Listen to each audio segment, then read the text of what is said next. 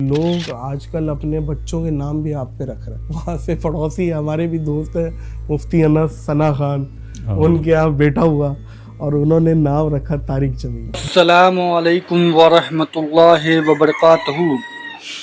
نادر علی pod cost featuring مولانا طارق جمیل.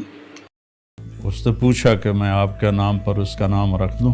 میں نے کہا ضرور رکھو, میرے لیے خوشی کی بات. سلمان خان کے بھی گھر میں بیان چلتے ہیں. ایک ہمارے دوست ہیں, اپنے پارٹنر جو وہاں ممبئی میں ہے, اس کے پاس ٹھہرا ہوا تھا, تو اس نے کہا میں سلمان خان سے تمہیں ملاتا ہوں. سلمان خان سے کہا کہ یہ پاکستان سے آئے ہیں.